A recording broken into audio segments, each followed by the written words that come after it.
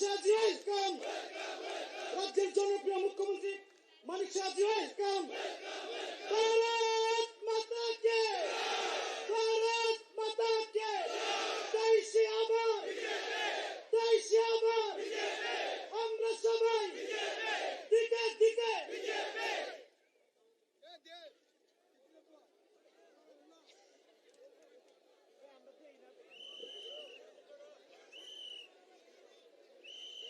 সমাগত আজকের এই জন বিজয় সংকল্প র্যালি আমরা এক্ষুনি শুরু করতে যাচ্ছি। ইতিমধ্যে আমাদের মধ্যে উপস্থিত হয়েছেন আজকের এই বিজয় সংকল্প র্যালির প্রধান বক্তা, প্রধান অতিথি, আমাদের সবার আদরণীয় মাননীয় অমিত শাহজি। আমরা উলুধ্বনি হাততালি দিয়ে ওনাকে প্রথমে স্বাগত জানাবো।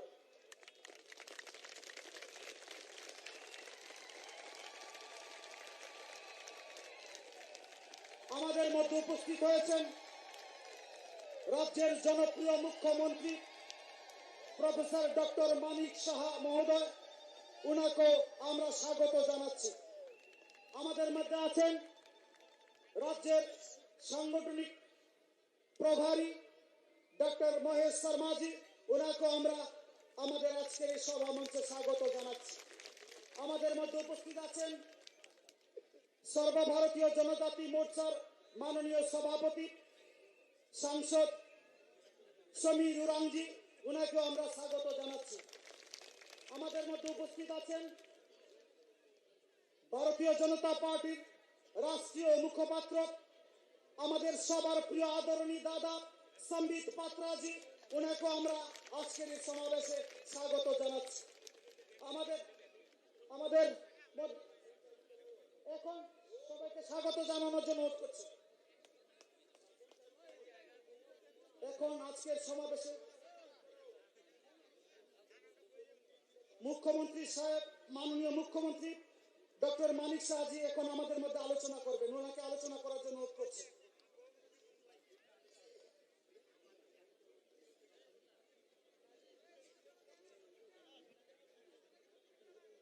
সবাইকে নমস্কার। আমবাই খুলুমখা। আজকের এই বিশাল সংকল্প জনসমাবেশে উপস্থিত আছেন ভারত সরকারের মাননীয় স্বরাষ্ট্রমন্ত্রীজি শ্রী অমিত শাহজি, উপস্থিত আমাদের নর্থ ইস্ট কোঅর্ডিনেটর শ্রী সম্বিত পাত্রাজি, উপস্থিত আছেন মহেন্দ্র সিংজি ইলেকশন ইনচার্জ,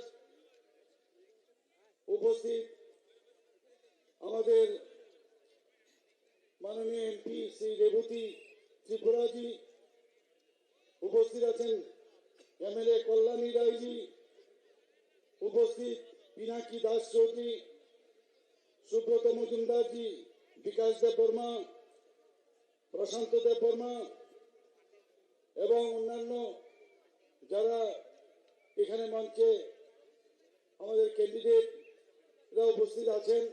আমার সামনে উপস্থিত আছেন সমস্ত মিডিয়া বন্ধুরা এবং বিভিন্ন জায়গা থেকে আসা আমাদের সমস্ত মা ও বোনেরা। সর্বপ্রথম আমি সবাইকে হার্দিক অভিনন্দন ও শুভেচ্ছা জানাচ্ছি। আজকে আমাদের মাঝে 2018-র যিনি আমাদের মুক্তিদাতা, এই কমিউনিস্টদের থেকে আমাদের মুক্তি দিয়েছেন, আমাদের বর্তমান যিনি গৃহমন্ত্রী ভারত সরকারের, তখন উনি ছিলেন আমাদের সর্বভারতীয় সভাপতি শ্রী অমিত শাহজি। উনি আমাদেরকে প্রধানমন্ত্রী নরেন্দ্র মোদীজির মার্গদর্শনে যেভাবে ভারতীয় জনতা পার্টির নেতৃত্বাধীন সরকার এখানে প্রতিষ্ঠিত করে গেছেন, আজ আবার এই 5 বছর পর নতুন করে আবার উনি এখানে এসেছেন আপনাদের সামনে ওনার বক্তব্য রাখার জন্য। আমরা এই 5 বছরে আমাদের 2 বছর এই কোভিড থাকা সত্ত্বেও আমরা চেষ্টা করেছি আমাদের যশস্বী প্রধানমন্ত্রী আমাদের নরেন্দ্র মোদীজির মার্গদর্শনে এই ত্রিপুরাকে কিভাবে উন্নতি শিখরে আমরা পৌঁছে দিয়ে নিয়ে যেতে পারি। বন্ধুগণ, আমরা গর্বিত যে 17 কোটি আমাদের ভারতীয় জনতা পার্টির যে পার্টি, তার সদস্য সংখ্যা প্রায় 17 কোটি, তার আমরা সবাই সদস্য। আজকে এই পার্টি আমরা থাকাতে আমরা ত্রিপুরাতে বিশেষ করে এই কমিউনিস্টদের যেভাবে উৎখাত করে আমরা কাজ করে গেছি, মানুষের জন্য, মানুষের যেসব মৌলিক অধিকার, সেই অধিকারগুলো আমরা তাদেরকে ফিরিয়ে দিয়েছি এবং তাদের উন্নতি কল্পে আমরা কাজ করেছি।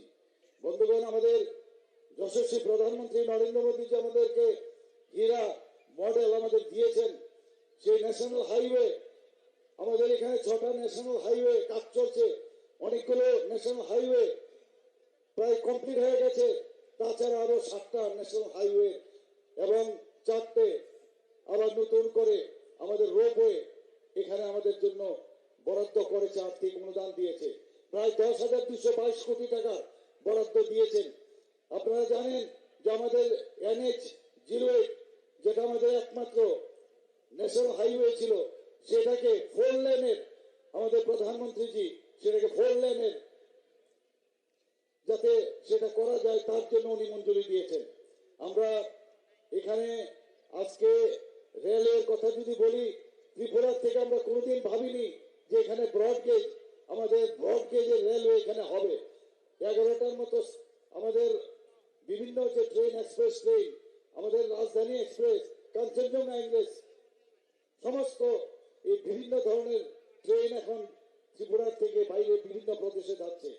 বন্ধুগণ, আমরা ইন্টারনেটের থার্ড স্ট্রংগেস্ট ইন্টারনেট আমাদের ত্রিপুরাতে এখন আছে, সেটাকে আমি মূলধন করে আজকে মানুষের জন্য এবং সারা ভারতবর্ষকে আমরা হাতের মতো আমরা নিয়েছি। আমরা এয়ারওয়েজের কথা যদি বলি, এখানে আমাদের যে এয়ারওয়েজ, যেটার নাম আমরা আমাদের প্রধানমন্ত্রীজি এখানে এসে তার নামাঙ্কন করেছিলেন, যার নাম দিয়েছেন আমাদের মহারাজা বীরবিক্রম কিশোর মাণিক্য বাহাদুর এয়ারপোর্ট, যার কারণে এই এয়ারপোর্ট সিঙ্গারবিল নামে খ্যাত ছিল। ওনার সময় one of the oldest airport ছিল সেটাকে আমরা ভারতীয় জনতা পার্টির আমাদের দিল্লির যে আমাদের সর্বশ্রেষ্ঠ নেতা আমাদের প্রধানমন্ত্রী এসে ওনার নামে নামাঙ্কিত করেছে। আমরা জনজাতিদের ঐক্যের জন্য, জাতি জনজাতি আমরা যেন একসাথে আমরা চলতে পারি, সেই সুদৃঢ় যে আমাদের ভাবনা চিন্তা, তার যে সম্পর্ক, সেটা সামনে রেখে আমরা সামনের দিকে এগিয়ে যাচ্ছি। আপনারা দেখেছেন এর মধ্যে আমাদের প্রধানমন্ত্রীজি আসার পর 2014-তে অলরেডি 3 জন আমাদের যারা জনজাতি ভাইয়েরা আছেন, জনজাতি যারা লিডার আছেন, তাদেরকে বিভিন্ন যেসব ক্ষেত্রে ওনাদের নাম ধাম আছে, কেউ বিভিন্ন বাদ্যযন্ত্রে তাদের নাম আছে, বিভিন্ন আমাদের বিভিন্ন বিষয়ে তারা শ্রেষ্ঠত্ব পেয়েছেন, তাদেরকে উনি পদ্মভূষণ দিয়েছেন, পদ্মশ্রী দিয়েছেন আমাদের প্রধানমন্ত্রীজি। তাছাড়া আরো কিছুদিন আগে আমাদের লিডার ছিল IPFT লিডার, ওনাকে NC দেববর্মাজিকে পদ্মশ্রী দিয়েছেন। আরেকজন জমাতিয়াজিকে উনাকে পদ্মশ্রী দিয়েছেন। পাঁচজন আমাদের জনজাতি যারা ব্যক্তিরা আছেন, বিশিষ্ট ব্যক্তিরা, তাদেরকে পদ্মভূষণ পদ্মশ্রী দিয়েছেন। তো আমাদের প্রধানমন্ত্রীজি সবসময় জনজাতিদের উন্নতির জন্য সবসময় কাজ করে থাকেন। আর আমাদের মধ্যে এই যে জাতি এবং জনজাতিদের মধ্যে একটা ঐক্যের ফাটল তৈরি করার চেষ্টা অনেক জায়গা থেকে অনেক করেছেন। আমরা জানি এর মধ্যে কংগ্রেস এবং CPM একসাথে মিতালি করছে। বন্ধুগণ, এখানে আপনারা সবাই জানেন আমি খোয়াইতে অনেকবার এসেছি। যখনই আমি স্টেজে আমি ভাষণ দিতে যাই, প্রথমে বলে এখানে এতগুলো আমাদের যারা বিরোধী দল করার ক্ষেত্রে তাদেরকে খুন করা হয়েছে, এখানে আগে ওনাদের মাল্যদান করুন, তারপরে এসে আপনি ভাষণ রাখুন। সর্বত্র সব জায়গায় খুন সন্ত্রাসের রাজনীতি আমরা দেখেছি। বিভিন্ন জায়গায় আমরা গৃহদাহ দেখেছি। আমাদের হাজার হাজার যখনই নির্বাচনত সন্ত্রাস হতো, আমাদের কার্যকর্তারা বাইরে চলে যেতে হতো, তার থেকে আমরা মুক্তি পেয়েছি। বন্ধুগণ, আপনাদের কাছে একটাই আবেদন আমার, আর কিছু না, যারা যারা আমাদের IPFTর আমাদের NC দেববর্মার ওনার কন্যাও এখানে আছেন, উনি এবং আমাদের যারা ভারতীয় জনতা পার্টির সমস্ত যারা মনোনীত প্রার্থী, আগেও তারা অনেকে MLA ছিলেন, তাদেরকে আমি নিশ্চিত যে আগামী 16 তারিখ আপনারা সবাই আঙ্গুল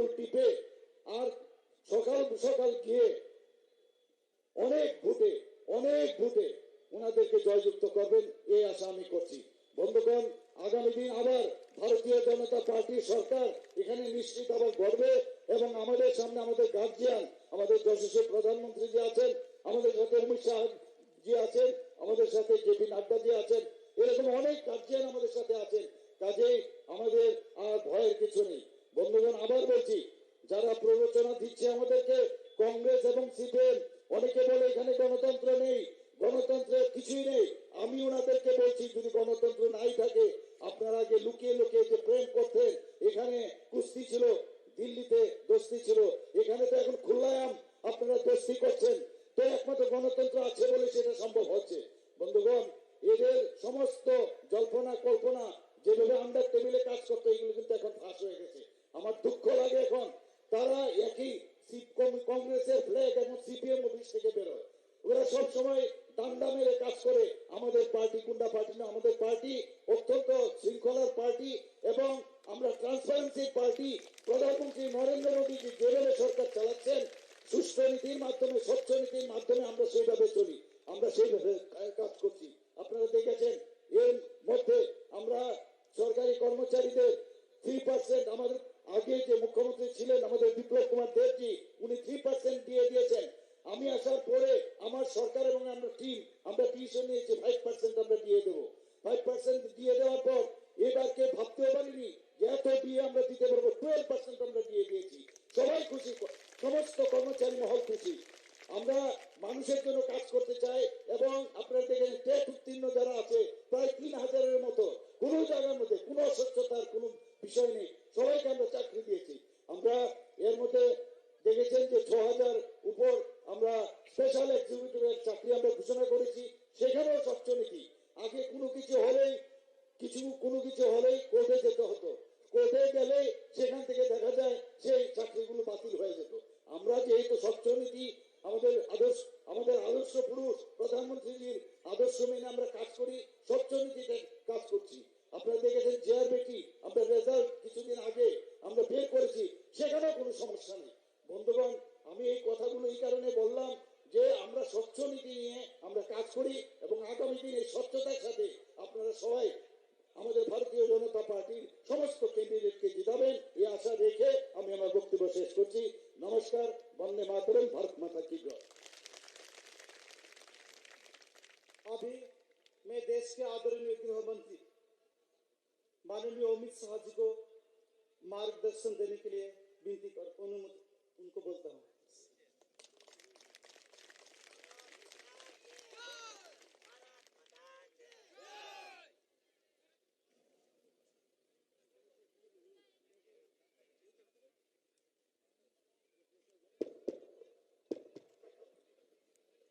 मेरे साथ बोलिए, भारत माता की। क्यों भाई, क्या हो गए आप लोगों की आवाज को? खुबई वालों की आवाज ऐसी होती है क्या? देखो, फिर से मोदी जी के नेतृत्व में त्रिपुरा में भाजपा की सरकार बनानी। मेरे साथ दोनों हाथ उठाइए, सभी लोग उठाए दोनों हाथ, विजय के संकल्प की मुट्ठी बींचे और प्रचंड आवाज से बोलिए, भारत माता की, भारत माता की, भारत माता की। मंच पर उपस्थित हमारे लोकप्रिय और सफल मुख्यमंत्री डॉक्टर माणिक शाह जी, हमारे north street Bharatiya Janata party के प्रभारी डॉक्टर संदीप पात्रा जी, त्रिपुरा के प्रभारी डॉक्टर महेश शर्मा जी, हमारे सांसद श्री समीर उरांव जी, आज यहां पर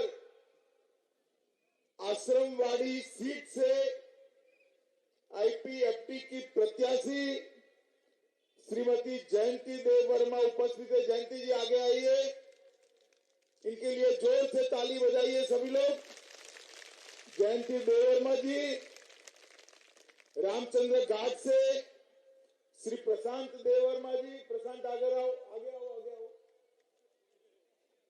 प्रशांत के लिए सभी लोग ताली बजाए।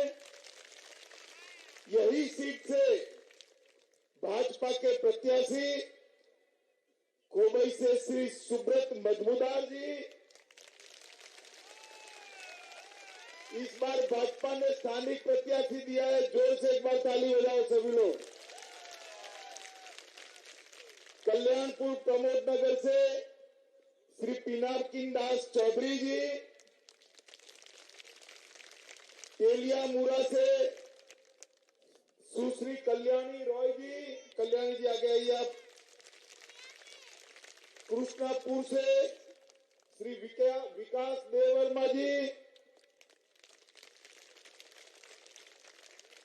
और इस आज की सभा में आए हुए प्यारे भाइयों बहनों माताओं और मेरे जिगर के टुकड़े जैसे युवा मित्रों,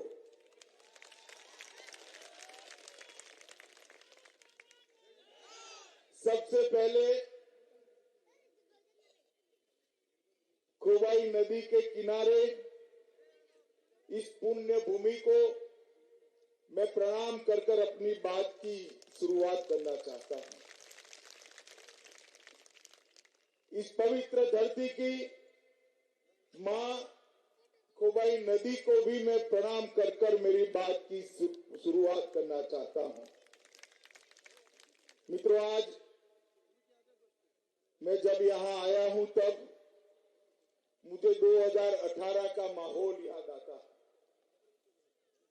2018 में भारतीय जनता पार्टी ने एक नारा दिया था, चलो पलटाई, और चलो पलटाई के नारे को त्रिपुरा की जनता ने जन जन का नारा दिया, जन जन का नारा बनाया।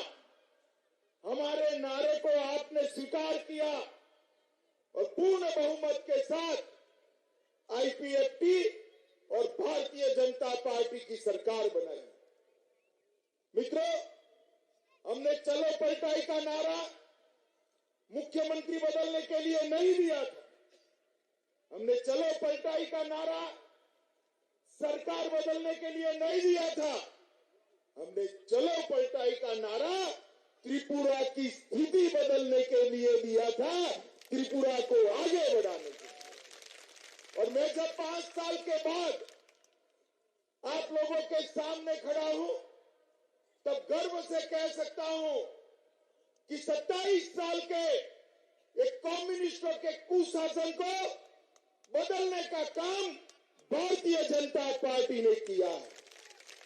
27 साल से हिंसा का तांडव जो त्रिपुरा में चल रहा था, उसको बदलने का काम ये भारतीय जनता पार्टी की सरकार ने किया है। और 27 साल से जनजातीय भाइयों के साथ, आदिवासी जनता के साथ जो अन्याय हो रहा था, वो अन्याय को भी समाप्त करने का काम ये भारतीय जनता पार्टी की सरकार ने किया है, नरेंद्र मोदी सरकार ने। आज मैं, मेरे परम मित्र आयु में मुझसे बहुत बड़े थे, हमेशा मुझे बहुत उचित सलाह देते थे, श्री एनसी देव बर्मन को भी याद करना चाहता हूं, उनकी स्मृति को प्रणाम करना चाहता हूं। अभी अभी नरेंद्र मोदी जी ने एनसी देव बर्मन जी को पद्म पुरस्कार देकर समग्र त्रिपुरा की जनजातियों का सम्मान करने का काम किया है। आज आनंद का विषय है कि देव बर्मन जी की बेटी जयंती जी आज हमारे साथ है। आईपीएफटी भाजपा की संयुक्त प्रत्याशी है और देव बर्मन जी के जनजातीय कल्याण, त्रिपुरा के कल्याण का जो संकल्प था, उसको आगे बढ़ा रही है। मित्रों, मैं आज यहां आया हूं तब आपको पहला एक सीधा विनम्रता से सवाल पूछना चाहता हूं। आप क्या चाहते हैं? फिर से कम्युनिस्ट सरकार आए? जोर से बोलिए, चाहते हैं क्या? और जोर से बोले, चाहते हैं क्या? ये कांग्रेस और कम्युनिस्ट इकट्ठा होकर फिर से त्रिपुरा को तबाह करने के लिए निकले। मित्रों, कम्युनिस्ट शासन का शासन, गुनाहितों का शासन था और कांग्रेस का शासन करप्ट शासन था। 50 साल के इतिहास में 30 साल कम्युनिस्टों ने शासन किया, 15 साल कांग्रेस ने शासन किया और 5 साल भाजपा और आईपीएफटी ने शासन किया। फर्क आप देख रहे हैं, कितना फर्क पड़ गया है, कितना विकास होगा। 30 सालों में यहां पर बेशुमार हिंसा हुई। सिर्फ 2 साल में 2016 से 18 में भाजपा के 250 से ज्यादा कार्यकर्ता मारे गए। हत्या, दुष्कर्म, अपहरण, आदिवासियों पर अत्याचार, ऐसे गंभीर अपराध होते रहे। भाजपा की सरकार ने 5 ही साल में एक गंभीर अपराधों के अंदर 30% की कमी लाने का काम एक भारतीय जनता पार्टी की सरकार ने किया है, हमारी सरकार ने किया है। मित्रों, हमारी भी सरकार है, हमने कभी कम्युनिस्टों पर प्रताड़ना नहीं की, इनके कार्यकर्ताओं की हत्या नहीं की। सीपीएम ने हत्या की राजनीति शुरू की थी। आज कांग्रेस और कम्युनिस्ट दोनों इकट्ठा होकर फिर से एक बार त्रिपुरा को वही हिंसा के रास्ते पर ले जाने का काम कर रहे हैं। कम्युनिस्ट घोटाला करते थे, कांग्रेस घपला करती थी। आज दोनों इकट्ठा होकर निकले हैं। मैं आज इस मंच से पूछना चाहता हूं माणिक शाह जी को, आप बताइए, आप मुझे बताइए, कम्युनिस्ट पार्टी के सभी नेता, माणिक सरकार और बाकी सारे लोग एक बात बताए कि आपने जो चिट फंड वैली घोटाला किया, इसका पैसा कहां गया? 115 करोड़ का मनरेगा घोटाला किया, उसका पैसा कहां गया? राष्ट्रीय हेल्थ मिशन का 30 करोड़ का घोटाला किया, इसका पैसा कहां गया? स्कूली शिक्षा में 15 करोड़ का घोटाला किया, उसका पैसा कहां गया? दवा में विशालगढ़ ब्लॉक में घोटाला हुआ, उसका पैसा कहां गया? रुपई चेरी ब्लॉक के अंदर घोटाला हुआ, उसका पैसा कहां गया? पचलथल ब्लॉक में घोटाला हुआ, इसका पैसा कहां गया? चाहे विप्लव देव हो या डॉक्टर साहब हो, भारतीय जनता पार्टी की सरकार पर एक भी घोटाले का आरोप कोई नहीं लगा सकता। भारतीय जनता पार्टी ने मोदी जी के नेतृत्व में पारदर्शी सरकार चलाई है, गरीबों का कल्याण करने वाली सरकार चलाई है। मित्रों, हमेशा सरकारी कर्मचारी और मजदूरों की बात करने वाली एक कम्युनिस्ट सरकार 7वां वेतन आयोग नहीं देती। हम जब सत्ता में आए उसके पहले 4था और 5वां वेतन आयोग दिया जाता था। भारतीय जनता पार्टी की सरकार बनने के बाद हमने 7वें वेतन आयोग को लागू किया और सरकारी कर्मचारियों को उनका अधिकार देने का काम भारतीय जनता पार्टी की सरकार ने किया। नरेंद्र मोदी जी ने देश के 60 करोड़ गरीबों के लिए प्रधानमंत्री आयुष्मान भारत योजना लाई और त्रिपुरा के गरीबों के लिए भी 5 लाख तक का सारा स्वास्थ्य का खर्चा फ्री ऑफ कॉस्ट कर उनको स्वास्थ्य के बिल से मुक्ति दिलाने का काम ये भारतीय जनता पार्टी की सरकार ने किया। मित्रों, जब कम्युनिस्टों की सरकार थी 24,000 घरों के अंदर नल से जल पहुंचता था। भारतीय जनता पार्टी की सरकार आई, 4,25,000 घरों में अब तक नल से जल पहुंचाने का काम ये भारतीय जनता पार्टी ने समाप्त कर दिया। हम शांति और स्टेबिलिटी लाए, एनएलएफटी के साथ समझौता किया, ब्रू और रियांग जनजाति के 40,000 के करीब लोगों को परमानेंटली बसाने की व्यवस्था की। पूरे नॉर्थ ईस्ट के अंदर 9,000 से ज्यादा उग्रवादी सरेंडर हुए और नॉर्थ ईस्ट उग्रवाद की जगह आज विकास के रास्ते पर चल रहा है। एयरपोर्ट बन रहे हैं, रोड बन रहे हैं, हवाई जहाज उतर रहे हैं, रेलवे पहुंच रही है। ये सारा काम भारतीय जनता पार्टी की सरकार ने किया। मित्रों, भारतीय जनता पार्टी की सरकार ने जनजातीय गौरव के लिए, आदिवासियों के लिए भी ढेर सारा काम किया। 75 साल में कभी भी इस देश के राष्ट्रपति पद पर कोई आदिवासी का बेटा या बेटी नहीं बैठा। भारतीय जनता पार्टी की मोदी सरकार ने, हमारे प्रधानमंत्री जी ने श्रीमती द्रौपदी मुर्मू को राष्ट्रपति बनाकर हर आदिवासी का सम्मान करने का काम किया। जल, जंगल और जमीन की रक्षा के साथ मोदी सरकार ने सुरक्षा, सम्मान और संवाद को भी जोड़ा। माताओं, भाइयों, बहनों, पहले आदिवासियों के कल्याण के लिए 21,000 करोड़ खर्चे जाते थे देश में। मोदी जी ने 21,000 करोड़ को बढ़ाकर 86,000 करोड़ तक ले जाकर आदिवासियों के कल्याण की बात करी है। 15 नवंबर को जनजातीय गौरव दिवस के रूप में मनाने का काम किया।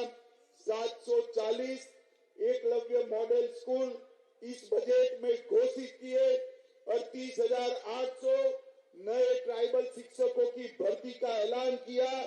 157 नए नर्सिंग कॉलेज बनाने का ऐलान किया और इसके साथ साथ हमने कई ढेर सारे काम करने का भी ऐलान किया। भाई और बहनों, भाजपा सरकार ने आयुष्मान भारत योजना, जिसके तहत 5 लाख रुपए का सभी आरोग्य का खर्चा फ्री ऑफ कॉस्ट है। 13 लाख लोगों को यहाँ पर त्रिपुरा जैसे छोटे राज्य में 13 लाख लोगों को आयुष्मान भारत योजना का लाभ पहुंचाने का काम भारतीय जनता पार्टी ने 450 करोड़ रुपए से हवाई अड्डा बनाया, अंतरराष्ट्रीय स्तर का हवाई अड्डा, और हवाई अड्डे का नाम महाराजा वीर विक्रम देव के नाम पर देकर वीर विक्रम देव के सम्मान को बढ़ाने का काम हमने किया। फेनी नदी पर मैत्री सेतु का निर्माण किया, जिससे व्यापार बढ़ेगा।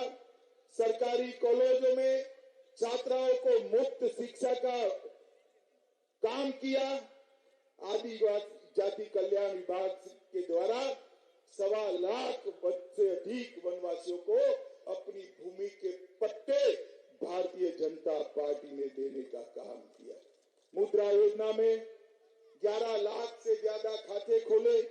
1 लाख से अधिक अनुसूचित जाति के छात्रों को 10 करोड़ रुपए की स्कॉलरशिप दी। प्रधानमंत्री सुरक्षा बीमा योजना में 10 लाख लोगों को कवर किया। 2.5 लाख किसानों को प्रति साल 6,000 रुपया पीएम किसान योजना के तहत उनके बैंक अकाउंट में डायरेक्ट भेजने का काम ये भारतीय जनता पार्टी की सरकार ने किया।